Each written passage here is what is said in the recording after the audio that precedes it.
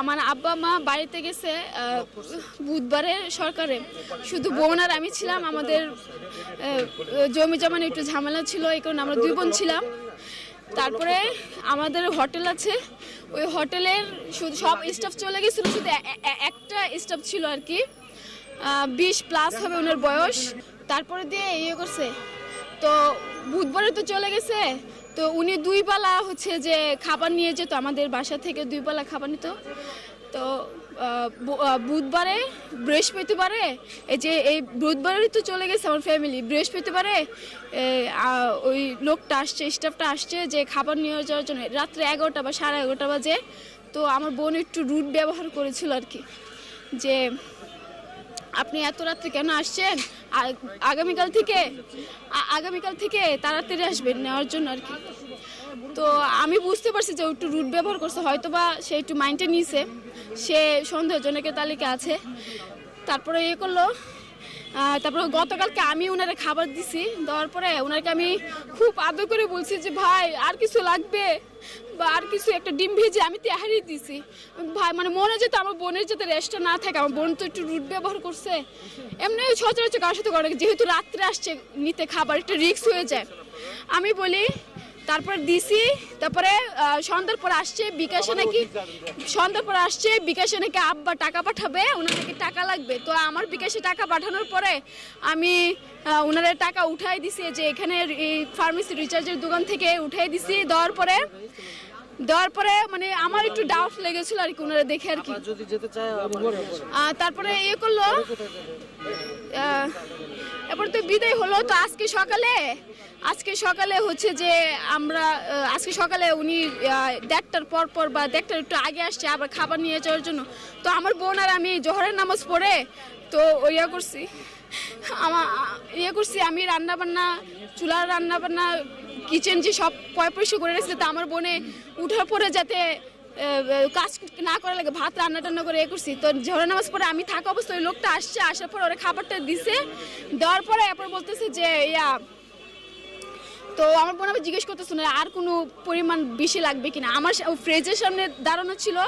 তারপরে দিয়ে আমি বললাম যে, উনি বলে যে না লাগবে না। কিন্তু ওনার যে বডি ল্যাঙ্গুয়েজ মানে খুবই আমার কাছে একটু খটকা লেগেছিল আর কি, আমি তো ওইরকমভাবে বুঝিনি। তারপরে আমি কি করছি যে উনি সামনে হাঁটতেছে, আমি ওনার পিছনে, আমি জিমে যাবো আর কি। তারপরে উনি যখন বের হয়েছে তখন আমি আমার বোনকে বলতেছি যে দরজাটা লক করে দে, আর গেটটা লক করে দেয়। তারপরে আমি এখানে এসে দাঁড়াইছিলাম ও যে পর্যন্ত লক না করছে আর কি।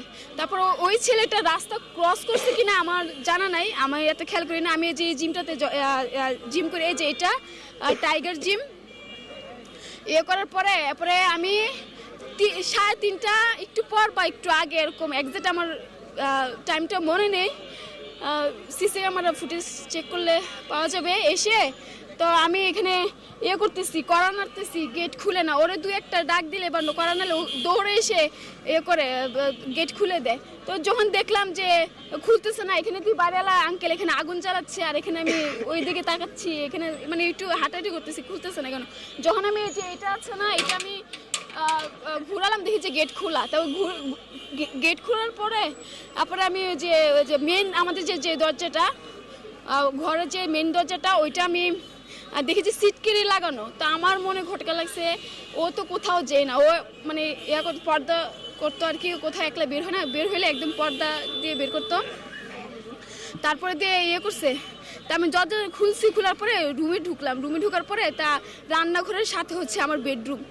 তো বেডরুম ঢুকার পরে তারপরে আমাদের তো হোটেলের রান্নাবান্না হয়তো বড় চুলা, দেখি যে চুলা ফেলা, ভাতের যে আমি যে ভাত রান্না করে দিয়ে গেছিলাম, ভাতের পাতিলটাও পড়ে গেছে নিচে পড়া।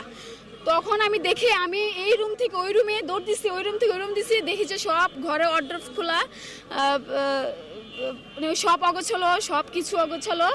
হ্যাঁ পরে আমি রান্নাঘরটার জন্য, আমি কিচেনের জন্য পরিষ্কার করছি, ওখানে বেসিংটা তো ওখানে, তখন আমি যখন পরিষ্কার করেছিলাম তখন খাটটা ছিল না, মানে একটা যে কাঠের যে এটা ঢেকে রাখে যাতে পানিটা যাতে বাইরে না আসে, ওইটা আমি রেখে যাইনি। তারপরে আমি করছি, তার আমি কি মনে করে জানি এটা সরাই দেখি যে আমার বোন এইভাবে কাচুকুচু করে বসা। আমি মনে করছি যে ওর মাথা হয়তোবা আঘাত লাগছে। তখন আমি ওর বডি ধরে দেখি যে বডি গরম আছে, মানে বেশি সময় হয়নি। তারপরে আমি তাড়াতাড়ি দৌড় খুলে আমি বাড়িওয়াল আঙ্কেলকে ডাকতেছি, এই চার দোকানের ওনাদের যারা ছিলেন সবাই ডাকতেছি, ডেকে তারপর সবাই ঢুকছে। আমি তো ওনারা বলতেছে যে একটু ধরেন ফরাজিতে নিয়ে যায়, হসপিটাল নিয়ে যায়। একটা মানুষ আসে না। মানুষ এতটা পাষাণ কিভাবে হয় বিপদের সময়? মানুষ কিভাবে এরকম বিবেকহীন মানুষ হয়ে থাকে? আমার বোনটা ধরে নেয়, পুরো সিনেমা ফেল। ও আমি এখান থেকে দৌড় দিতেছি, ওইখান থেকে দৌড় দিতেছি। মেহেরবানি করে আমার বোনটাকে একটু ধরেন, এই যে ফরাজি হসপিটাল এখানে একটা রিক্সা ঠিক করে দেন, আমার একটু ধরেন, আমার বোনটা আমি নিয়ে যাই। আমি পারতেছি না ওরা নিতে। হ্যাঁ, পরে এই যে আমার ফ্রেন্ড যে ওরা আমি দেখেছি কেউ নাই। এই বাইরের আঙ্কেল উনি আমার সাথে রুট ব্যবহার করছে। উনিও বলতেছে যে আমরা কি করবো, ডাক দিছি, পুলিশ ডাক দিছি। ওর তো বডি গরম ছিল। আপনার কি বিবেক একটু বাজে নাই যে আমি ইয়ারটা নিয়ে যাই, পরে হসপিটাল ধরাধরি করে নিয়ে যাই?